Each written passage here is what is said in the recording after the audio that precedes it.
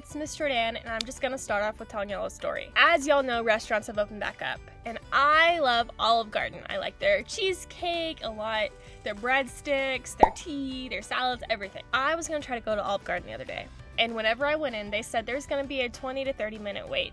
Shouldn't be that big of a deal, right? But for me, I was like, I'm hungry now. I want food now. I don't want to wait. So I put my number down, but then I drove through McDonald's and got a large thing of French fries, okay? Mind you, I don't love McDonald's fries, but I just wanted something right then. So I ate the whole large thing of French fries, and then by the time that I got to Olive Garden, I wasn't that hungry. So sometimes when we have to wait on things that we decide not to, we miss out on something we could have had that would have been better because we just want something right now. And I think that's how we are a lot of times in our day and age, whenever we can get everything at the push of a button, right? Even a microwave, my food is cooking so much faster, but I'm sitting there tapping my fingers waiting for a minute to be up because I can't even wait that long. This is something called instant gratification, okay? That's a really big word, meaning we get what we want when we want it, which is now, all right? We don't have to wait on things all the time like they used to. Back in the day, I remember hearing a story that compared wagon trains to airplanes, okay? Do y'all know what a wagon train is? Probably not. So a wagon train is a train of wagons that were led by horses that they used to use to travel from, say they wanted to come from New York to Texas. And they didn't have cars or anything like that back then, so they would get on these wagon trains and a bunch of families would travel together. It might take years to get from New York to Texas, and by the time that they got to Texas, some of the people traveling with them might have gotten sick and died because they didn't have all the medical equipment, they didn't have the hospitals along the way, they didn't even have Buc-ee's along the way to stop and go to the bathroom at. So it was a hard trip, right? But nowadays, to get from New York to Texas, we ride on an airplane, and we complain about that because the flight was long, or it got delayed 30 minutes and we had to sit there and wait 30 minutes, or we don't have enough room to stretch our legs in the chairs, right? It's like, it's a miracle because we are going through the air in a plane, and all that we are thinking about is how we're having to wait more than we want to. But we're getting to a place in 3 hours instead of 3 years, which is miraculous. So we, more than anyone that has ever come before us, are really, really bad at waiting. That's why we're going to talk about waiting today, what it looked like in the Bible, and how waiting actually enhances our relationship with God. Some people in the Bible that had to wait a long time. One of them, Noah. So God came and he told Noah that he was going to wipe out everybody on earth, but he was going to spare Noah and his family. And he told Noah to start building an ark. It took Noah years and years and years of building this ark, like probably close to, 70 to 100 years, somewhere in there. Whenever he built the ark, his family had to go in it, and they were in there 40 days and 40 nights while the floods came, and then even longer after that, okay? So scholars believe that Noah and his family were on the ark for over a year. Yeah.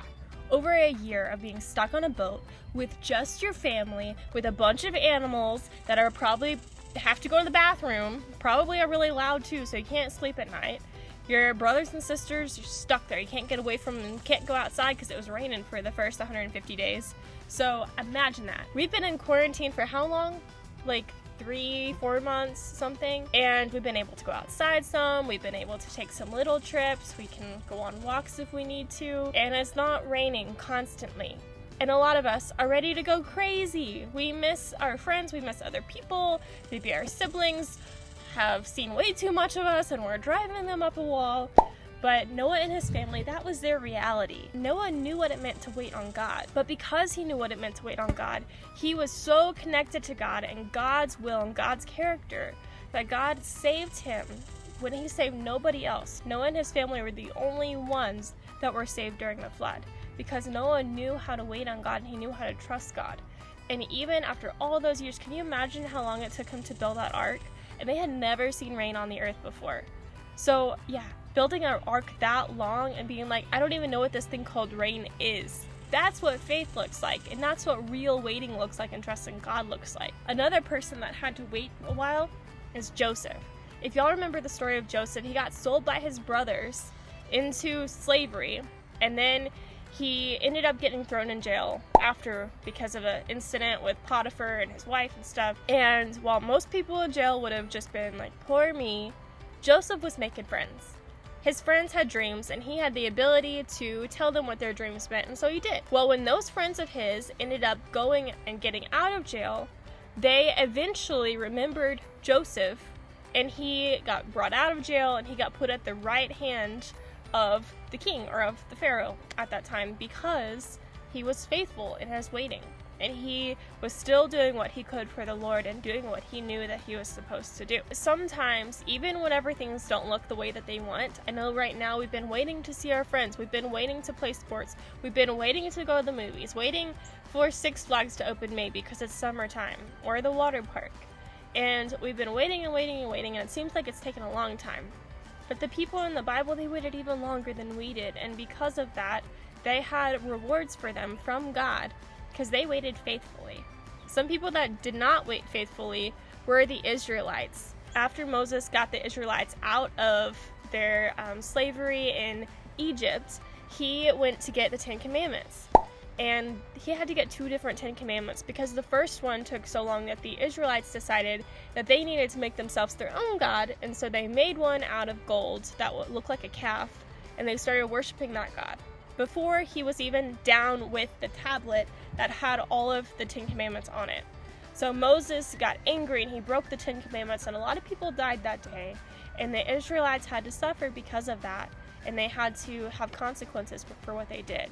So sometimes when we don't wait like we should, we don't get to have all the great rewards that we would have, because we have to have consequence for not being faithful with what God has for us. A word that Hebrews use for waiting is kavah.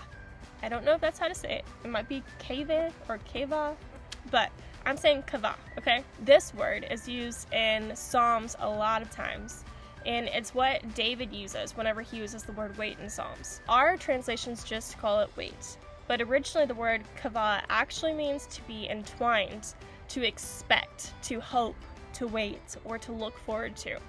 So when David in the Psalms was saying that he waited on God, and he hoped in God, and he expected God to do things, he was saying that he was so entwined with God that he had hope that God had his best interests in mind and that good things were going to come, so he could wait right where he was for what God was going to do. In one place, David was recorded as saying, "I lay my request before you and I wait in expectation."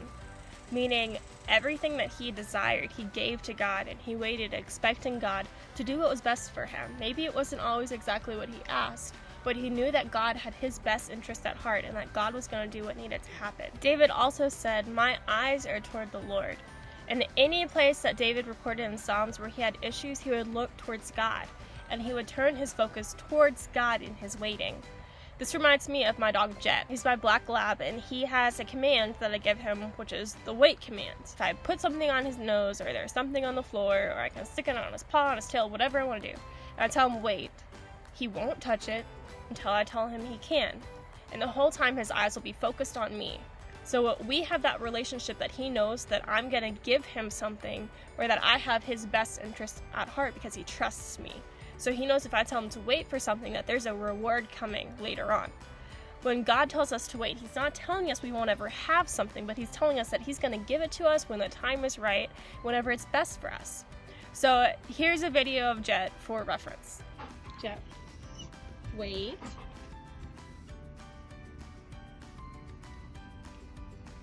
Wait.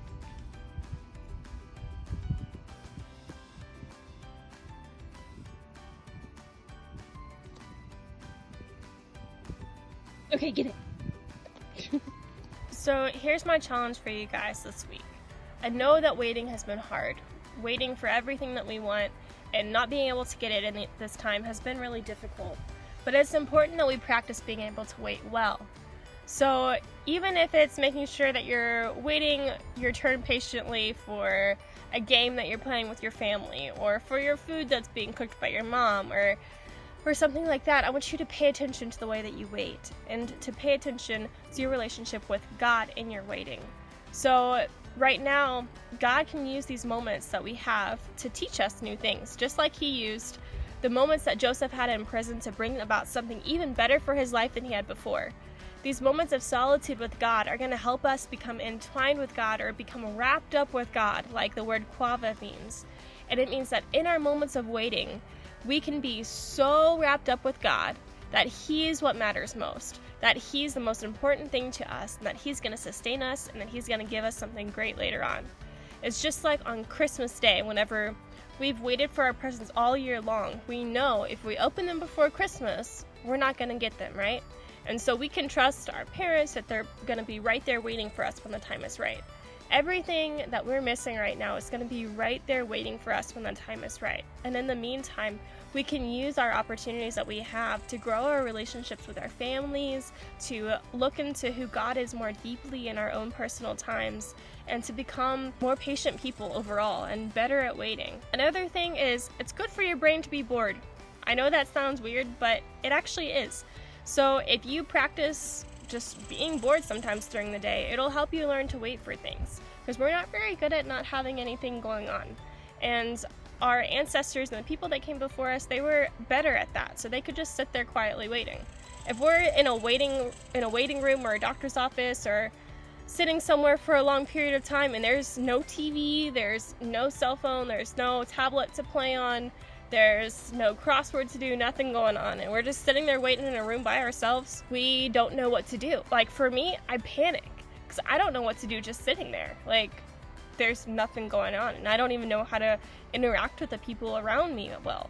And so I've noticed that about myself, so I have to try whenever I'm waiting in places like that to engage with the people around me and to not just be looking for something to fix my boredom, right? I know a guy that's a famous psychologist that said that being bored actually helps with creativity, and it helps us come up with new things and new ways of doing things. And so he actually practices being bored. So he'll stare at a clock on the wall for an hour, or he'll do something really mundane, meaning like really ordinary and average, and just try to be bored a few times a day. And he says it helps him, so that whenever he does have to wait on things, or whenever he's trying to do something that's difficult, he has more patience for it, and he has more of an ability to endure things, meaning he can go through things longer and not get so upset about it.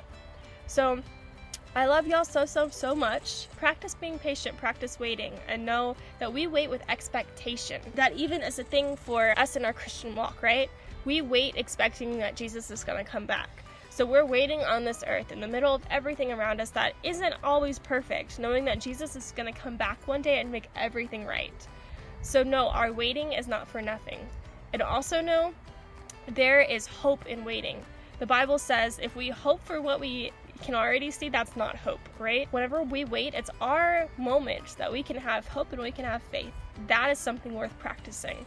I love y'all. I'm praying for y'all. And hopefully I will see y'all soon. I can't wait, but I will try. Bye, guys.